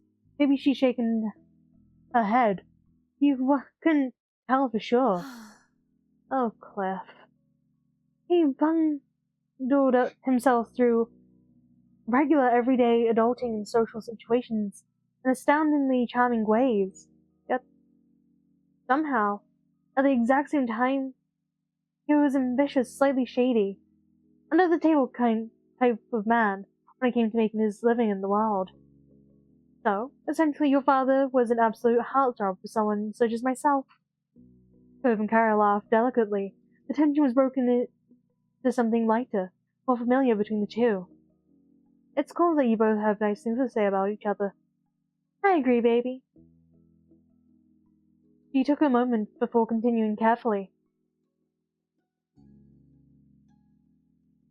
Do you have questions about what happened? I'm not sure.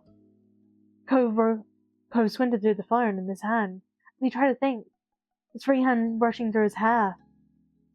I just kind of wanted to know how you described it. I just kind of wanted to know how you described what it was like. I could tell you what Dad said about it. All right. I don't think Cliff would mind. Whatever he told you is probably what he'd say to me. Alright, go for it. After taking a deep breath, Cove recapped Cliff's experience, doing his best to follow his dad's story. He went into a surprising amount of detail, not missing a single thing. And not a single thing was missed. Kara listened on with absolute silence, letting her son speak without interruption.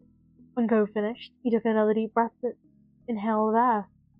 So, what do you think? Kara sighed softly. You heard the clanking noise like she was drumming her nails on the back of her phone or on the countertop. That definitely sounds like Clifford. It's not exactly wrong, but he doesn't have the total picture. It puts the emphasis on the wrong places, I think. Huh? What do you mean? For starters, Cliff unsurprisingly downplayed himself more than he had to. He did. Cliff's eyebrows raised, and his face continued to inch closer to the screen. Well, since your dad was so praising of me, it's only fair to return the favor. When Clifford said he was ready to start taking care of himself when he met me, he means he was on his own. Cliff's own parents weren't, and still aren't, friendly people. They've always had a combative relationship. Get him into drinking and gambling as a teenager certainly didn't help. He knew he would kick them out. He knew they would kick him out at 18, so he saved them the trouble and left home at 17. He must have found a way to make it work, even without support. I met him a few months after that. We hit off right away. He was exactly what I wanted back then. We dated, then about half a year later, bam! You were on the way, Cove. He laughed fondly as Cove clung to every word. I was really optimistic about it all. I couldn't wait to be a mother, and I was more than happy that Cliff was the father who would be along for the ride. We got married quick before you were born. Cliff's recollection of our wedded dynamic was pretty spot on. He was extremely stubborn and just, well, immature. Highly immature. Her voice raised slightly, and you got the feeling that she was thinking back to our memories living with him. You left the specifics unspoken, but it was not like I was grown up either. Everyone except maybe Cliff could see our relationship was no good, at least not good enough yet to commit to. I knew, but I didn't want to give it up. I wanted to keep the family together. I thought that if we got divorced or were never together, it would ruin your life, Cove. Obviously that wasn't true. I just didn't have enough experience at the time to realize there wasn't only one option for us. Maybe things would have been easier if we'd split up when you were still a baby, but it took me years to start figuring it all out.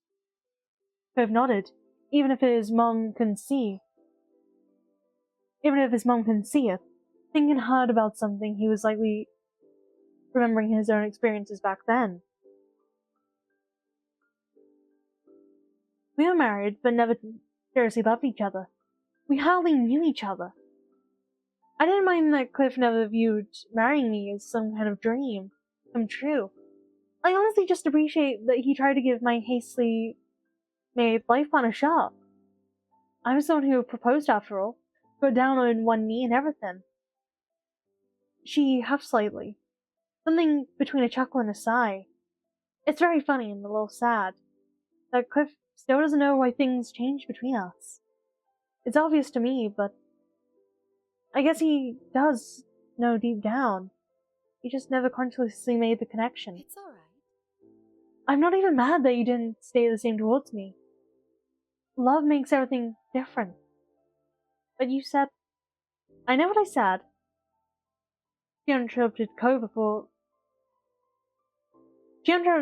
Cove could even finish his butt-out interjection. I don't mean Cliff and I. We were just two kids in a relationship that only worked when it was at its easiest. But then you were born, little Cove James Holden. I loved you immediately, and so did your father. Cove was stunned. His eyes started watering as his mouth clamped shut. I wonder who named him. The inclination we had towards each other paled in the face of that. Our love for you was the real deal. Cliff was the proudest papa. Then, in true Cove fashion, his began to fall. You stayed silent, but you were pretty sure Kara knew the effects her words had on her son. No matter how much time passed, Cliff never got over how amazing it was to have such a precious little boy in his life. I should have taken some pictures of how he puffed up when someone referred to you as his son. She sounded so much cheerier now. A slight smile crept on Cove's face despite the tears. Then again, he still does that now. It wasn't hard to imagine Mr. Holden lighting up around baby Cove the same way he did with 18-year-old Cove. I remember how, when a real argument started brewing, Cliff had a habit of walking away to cool off. He wasn't able to handle it. His son seems to have taken after him that way. You heard a chuckle, and Cove looked down, a blush clear on his cheeks. You could just feel a smirk through the phone. He breathed over the next section airily. For our whole relationship, he always ended fights by skipping out on me for who knows how long. I don't think Cliff knew when he'd come back. That stopped when you were born. Cliff stopped running. He was still gone a lot for work, and we still had fights, but he wouldn't leave. Instead, he would go to your room, Cove. If you were asleep, he would sulk on the ground by your crib until you woke up. Sometimes he would pace the room while holding you, or sitting on the floor and rocking you. He would stay with you until one of us was ready to talk again. We didn't have a lot of furniture back then. That's part of the reason why Cliff was always hanging out on the floor. He really came to embrace it. When our relationship got bad enough that we didn't want to share a bed anymore, he always made sure I got to have the mattress. Instead, he'd set up this spot in the corner of the nursery, just in case he needed anything throughout the night. He gave you more private space when you got bigger, but he would always make sure he could be there for you. There was no denying whether Cliff understands or not. He made his choices without prioritizing me, but it wasn't as if he suddenly hated me. Oh my god, that's why Cove always ends up on the floor, and our character ends up in the bed. Because that's how Cliff and Kyra ended up. Like father, like son. One's always on the floor, or in a different room. To Cliff, I was only a wife on paper. In his mind, I was a cool girl he had dated and genuinely liked. Nothing to being the light of his life. All his blood, sweat, and tears weren't for him or me, or even the family unit. They were complete and totally for his baby. Meanwhile, I was doing the same, though in the opposite way. He felt like a fly on the wall, with a very personal conversation. Trevor didn't seem to notice when you looked over at him. His face complicated patchwork of emotions. I guess. Eventually, I woke up and saw what I was doing. I realized it wasn't going to work. Not like that. When I was ready for it, I talked Cliff into separating and starting up the divorce process. He was shocked by it, and unfortunately it wasn't long after when you had your accident, Cove. Callie, I don't know how much Cove told you about it, but when he broke his arm, it terrified all of us. Cove could have died, even back then. We knew he would likely have a permanent scar he lived with forever. Our parenting hurt our child, and he was the only one who had carried the repercussions. You're taken aback to be you're a bit taken aback to be referred to directly. You still felt a little out of place, and she seemed completely focused on her son.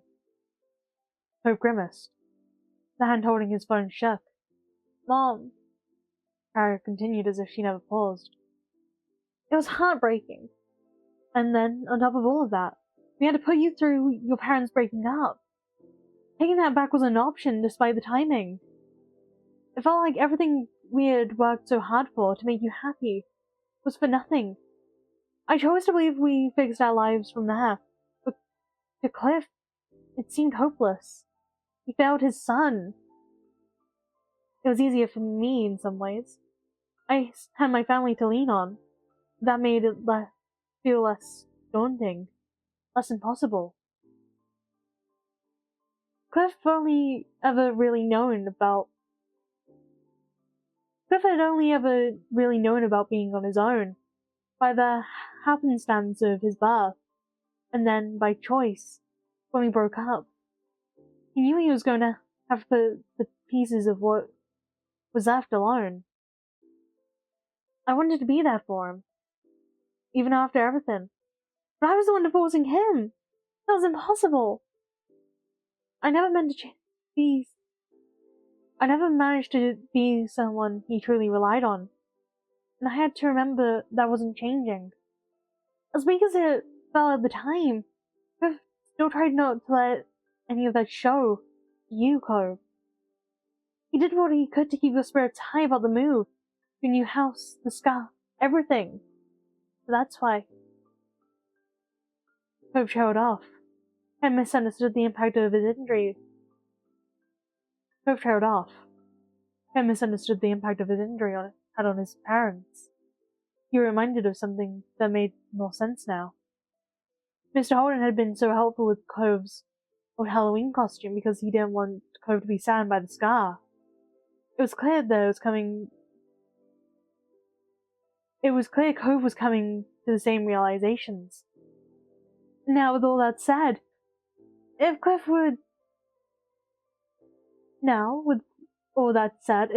was a completely perfect and wonderful guy, I wouldn't have left him. If that was even pretty good, I would have stayed. It was hard not to have custody. Sometimes I felt like I was a fun aunt rather than the mom I always wanted to be.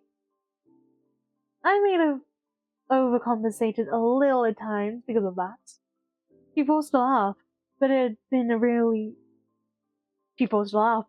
had been oh my god. She forced a laugh, but it had an uncomfortable edge to it. You could tell she was trying to blow off a real anxiety of hers.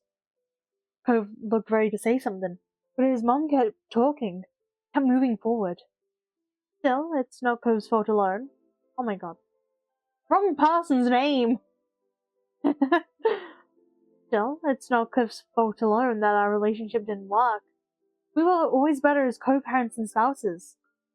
But I knew when separating, that wasn't going to be even. And Cove, the only reason I couldn't stand not being there for you all the time is because I knew that if the situation was reversed, I could have provided a stable environment. Cliff would have done the same. Your dad would have given up his house, his shop, even of his right arm if it would guarantee you were safe and happy. So, as painful as it was, I was sure you'd be okay because you were still with someone who loved you more than anything else in the world. Cove lowered his head, tears falling to the ground. He tried to speak. It took him a few tries. Thank you for telling me. His voice cracked, and Kyra made an alarmed sound on the other end of the line. I'm sorry, baby. I didn't mean to make you cry. I get it. It's okay. He was still crying. Everyone could tell, being physically present or not. I love you, Mom. You'll always be my mom, not some aunt. My mom. I love you too. Her tone was thick with emotion. She was at the edge of a voice break herself. I'm so lucky to be your mom. She started to sniffle openly. Don't worry about that. Don't feel bad for me for how it worked out. I promise that none of it was ever your fault. And it's not as though I'm completely miserable over here. I've had an incredible life with a beautiful baby boy of my own who calls whenever he can. At that, Cove's tears only came down heavier. Thank you. Kyra sighed affectionately, and you could hear the warmth in her voice. I think that's good for now. Maybe we should end the call. Take a moment. Is that really alright? He tightened his grip on his phone. You could see how emotionally exhausted he looked. Of course. Of course! We'll be in touch soon. For now, you'll only be able to keep thanking me. Or apologizing. Hey! Hey! Cove cried out defensively over the accusation, making his mom snicker. Bye! And goodbye to you, Kelly. I'm glad you're there for my baby. See you. Bye, Mom. I love you. Love you too. Cove hung up. He let his hand drop to his side, his phone brushing the fabric of his wetsuit. His other hand went up to his face. He tried to wipe some of the tears from his eyes.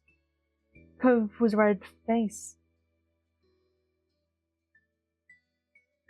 His face was red, and he struggled to put his phone back in his bag one-handed.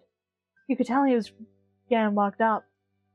Finally, just using both of his hands, and sealed his phone back in his normal place.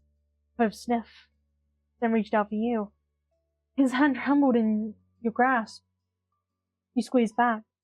He needed to feel your support. You want to go see your dad again? He didn't have to tell you what was on his mind. This. Cove nodded his head weakly. You rushed back the way you came, feet pounding on the board of the dock, returned to the scuba shop for the third time. You reached your dad. You reached his dad's store, and Cove still wasn't slowing down. He pushed his way through the door at full speed. His hand released yours as he charged in. Mr. Holden had been walking around the middle of the store checking over things. Immediately he turned at the sound. What's wrong? What? Where's the fire? He froze when he got a look at Cove's face. He worriedly opened his mouth, probably to ask what was wrong. But then Cove launched himself at his father. Cove threw his arms around Mr. Holden's neck. He buried his face in his dad's shoulder and started to sob with deep pitching breaths. Cliff had clearly had no idea what was going on. His hands hovered awkwardly in the air. He looked for you for a brief second, hoping for the understanding, before turning all of his attention on Cove. No, father-son bonding. Adorable. And so sad. And hey, the tattoo suddenly disappeared. I just noticed that his tattoo is just poof. It didn't go on his tattoo. He wrapped both arms around Cove's back.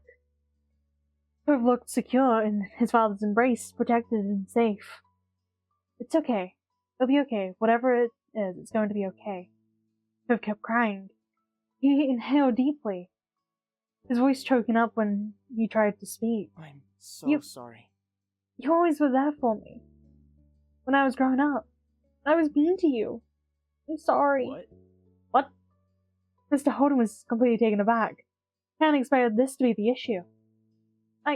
You don't have to apologize for that, bud. Kids are allowed to be mad at their parents. It's my job to take care of you. I didn't really do anything special. Cove shook his head as emphatically as he could while still tugged against his dad. You've always supported me no matter what. You've always supported me no matter what. You always loved me. I wish I realized I wished I realized how much you did sooner. Cove squeezed him tighter. Thank you. I love you, Dad. At his son's heartfelt confession, the father became choked up as well. He compressed Cove in a crushing hug. I do love you. I always will. You can count on that. I want to be there for you too. They clung on to one another, absorbed in the moment. Then, after a little while longer, they slowly began to loosen their hold. Cove sniffled and moved so he could use his palm to wipe his tears. His dad's shirt was visibly damp where his face had been. Cliff patted on the top of Cove's shoulders. He looked at his son with pride. You've grown so much. Cove started to laugh through his tears, a wavering smile on his lips. You doubted that Cove would have thought that crying on his dad's shoulder was a sign of maturity, but that was true. Cove had changed over the years. You're glad to see Cove grow. Also, if you guys can hear my phone just going off, it's WhatsApp. I angered the child. It is currently midnight, the 27th, so I did not get to finish my recording because somebody was taking up my Steam. I kicked them off. Melbourne saving. I'm evil. Cove used to cry a lot over his parents, and he still did. Despite the similarity, the defining Coveness, there was a big difference between the two occasions. You're proud of him. Cove wiped out his eyes again. You're a good dad. Did that have a monotone voice again? You're a good son! Mr. Holden was plainly touched by the words, and beamed at his beloved child. Cove looked away, and shyly traced his scar. Cliff chuckled and released Cove to rub the back of his neck. The earlier panic had bled out and left the confusion. I'm glad we had this talk, but what was it that made you cry in the first place? You weren't too bad off when you left before. Oh. Cove ducked his head further down, getting a very good look at the scuff marks on the floor. I called Mom. I wanted to talk to her about all this. He kicked one of his feet shyly, swinging it back and forth against the ground. Things felt really hard when I was younger, but it wasn't just me going through stuff, Dad. You never gave yourself credit. Cliff smiled gently and gripped Cove's shoulder with reassurance. Oh. Kyra is an amazing person to come to my defense. For me, the only part was seeing you and her unhappy. Everything else? That was nothing. He wrapped an arm around Cove's neck for another side hug. Cove leaned in the embrace and glanced up at his dad. Your old man is tougher than he looks. Check out how powerful these arms are. And this is 10 years on. I was still in my prime those days. Cove laughed. It was a light sound full of fondness. Okay. He quieted down a little, finding a quick moment of seriousness. Thanks again, Dad. I know you don't want me to feel bad, and I'm happy, because of everything you and Mom did. I have a really nice life. Mr. Holden's countenance became much more serious. He didn't take what was said lightly. Oh. You are very welcome. That's so good to hear. Then, he let Cove go again. This time they both took a step back to their normal proximity. Mr. Holden cleared his throat, looked you right in the eyes. That's a relief. I also appreciate that you are here for support, Callie. What a true friend! Cove looked back down, embarrassed. I want to be there for you too, Mr. Holden. Cove's dad broke into nervous laughter he couldn't keep in. Well, thanks, but you don't need to worry about me. I do worry about you. And I will worry about you. What did Kara say? You know what? Don't answer that. I'm not sure I want to hear. That's thoughtful of you. Cliff smiled warmly. He nudged Cove gently, as if to say, look how lucky you are. Alright. Cove exhaled slowly, his posture relaxing. We better get going. You start work, Dad? And I think Callie has been patient enough. I didn't bring them here to watch me cry to my parents. Cliff grinned and waved the two of you off. Sure thing. I'm happy you both stopped in. But you got to go have some fun. Be careful out there. I don't need to go jet skiing anymore, Callie. If you still want to go, I don't mind watching. No way. You are a mature young man. And if you want to jet ski, then you should go out and jet ski. I'll still be here if you need anything. Right? Yeah. Okay. Take care of yourself. Cove waved to his dad, and he started walking out. He followed. When he turned back to Mr. Holden, before he walked out the door, he was waving. Bye, kids! You'll do great! Once again, as had become today's habit, you and Cove walked down the dock side by side.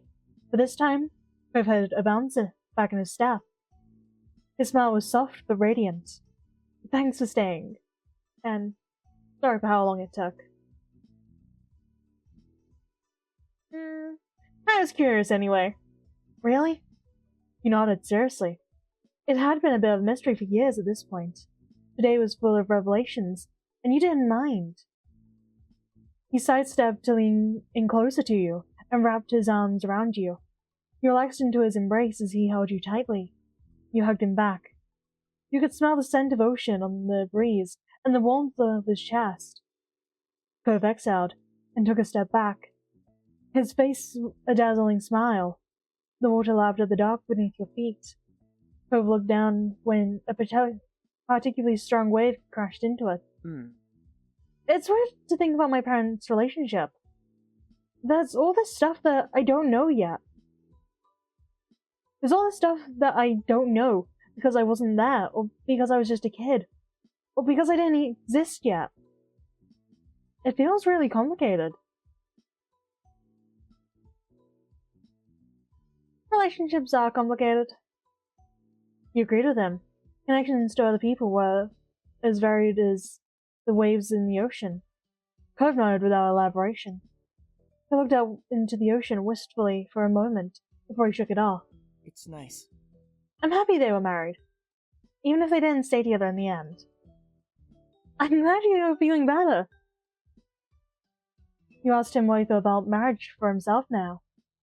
Speaking of marriage, Cove's eyes widened curiously as he turned to face you. Are you scared of it because of everything that happened with your parents? Cove shook his head shyly. He didn't hesitate for a second. No.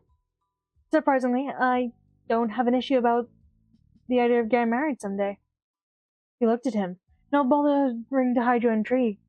He chuckled self-consciously at the reaction he got. I mean, don't get me wrong. Trying to actually propose would be terrifying, but I'm sure planning a whole wedding would be so hard. Especially for me, but just the thought of having someone I love, that I was married to, that I would spend the rest of my life with, that doesn't scare me. What about you? Would you ever want to be officially married someday? I went back into the neutral voice. Yes, it's something I really want someday. It was a bit of a dream for you. I get it! Cove smiled encouragingly. Alright, no more distractions. Let's go. It's time to jet ski. Yeah! Let's do it! The two of you began to more quickly make your way across the boards. Despite your excitement, you were both careful. Neither of you wanted an accident, especially after what happened with Cove's first jet skiing jet skiing trip. You finally got to the rental place. You were surprised at how easy the process was. Probably like flashing your ID or something like that and paying? I don't know. It took no time at all for Cove to climb onto his jet ski with shaky legs. You rented your own jet ski. You'll spend this entire time wanting to jet ski, and with those to finally climb onto one.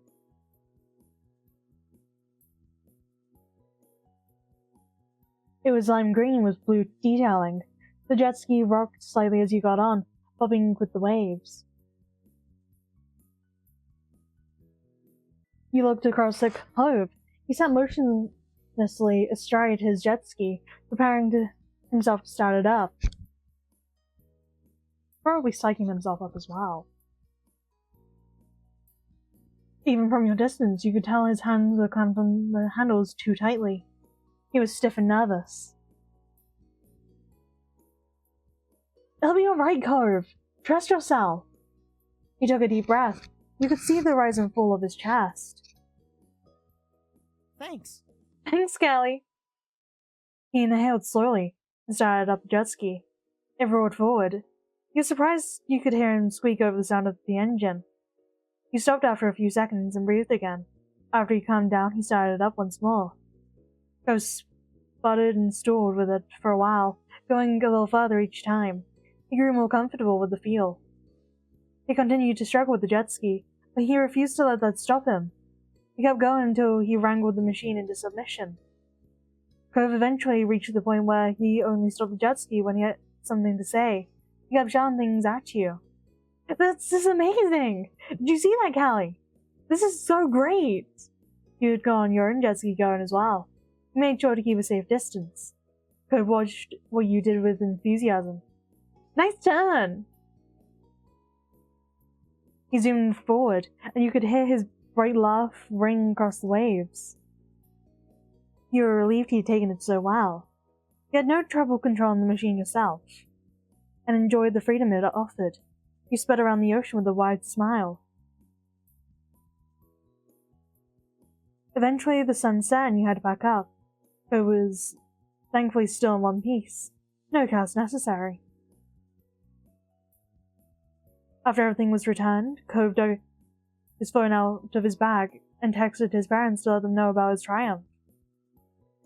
An idea to take a photo to mark the occasion struck Cove, and he wanted you to join him in a selfie. You showed off your best angles. You posed and Cove tried to follow your lead. He took a few pictures and you pointed out the best one. He liked how it turned out, and he sent it to you. It'd be a nice memory. His phone vibrated after only a moment of texting it out. Mr. Holding and Kyra had likely been waiting the entire day to find out how this outing would go. And with the news of his success, both of Cove's parents sent back how proud they were of Cove, how far he'd come. Watching him grin in the setting sun, after facing so many fears that day, you felt the same. And that is it for the end of this episode. It only took me, 3 attempts. Because the first one, I got a jump scare from my dad. The second one, I ran out of time because of my dad. And, yeah, now we've got this little episode. And now we're going to be transitioning into summer. We've got nothing left. Oh no! The end of summer! Whatever will we do? Well, I will be seeing you guys in the transitional period. Have a great rest of your day. I'll see you when I next see you. Bye for now.